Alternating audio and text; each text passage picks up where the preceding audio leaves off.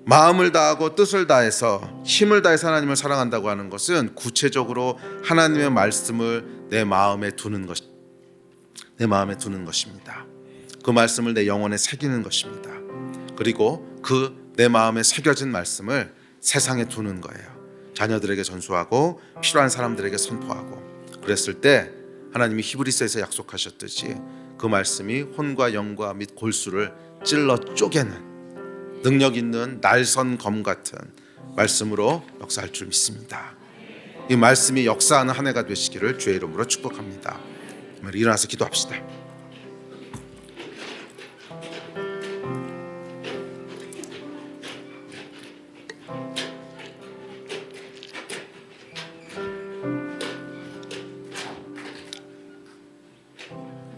오늘도 여러분 말씀을 들으셨습니다. 여러분의 눈과 귀에 말씀이 두어졌습니다. 그럼 이 말씀은 어떻게 하셔야겠습니까? 마음까지 내려가야 되지 않겠습니까? 오늘 순종해야 될 말씀이 혹시 있지 않습니까? 내 손목과 미간과 앉았을 때, 일어섰을 때, 누웠을 때 뭐예요? 항상 말씀을 두라 그랬죠. 순종하는 분들은 말씀이 마음에 새겨질 겁니다. 그리고 그 말씀의 능력을 볼 겁니다. 우리 함께 좀 기도합시다. 하나님, 말씀이 새겨지는 은혜가 있게 하여 주십시오. 말씀이 새겨지는, 마음에 새겨지는 은혜가 있게 하여 주십시오. 말씀의 능력을 보는 한 해가 되게 하여 주십시오. 제가 말씀에 순종하겠습니다. 아멘. 우리 마음 가지고 주여 한번 부르짖고 다 같이 합심해서 기도하십시다. 주여, 하나님, 이 시간 우리가 간절히 하나님께 기도합니다. 하나님의 말씀에 순종하며 나아갑니다. 하나님의 말씀의 능력을 경험하는 한 해가 되게 하여 주시고, 말씀의 능력을 보는 그런 은혜가 있게 하여 주시옵소서.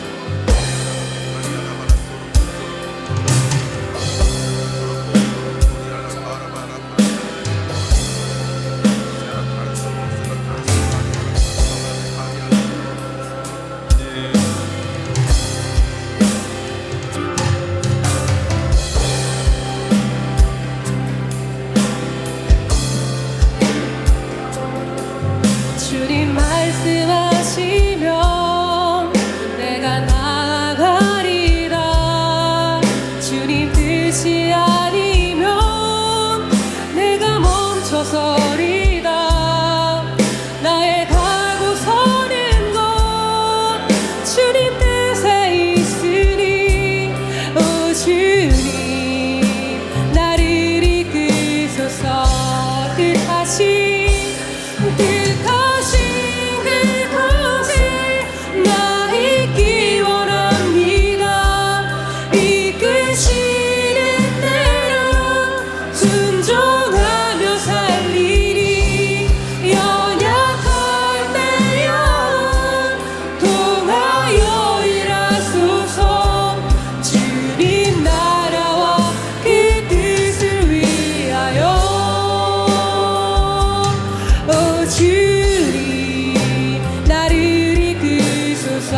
주님 말씀하시면, 주님 말씀하시면 내가 나아가리라.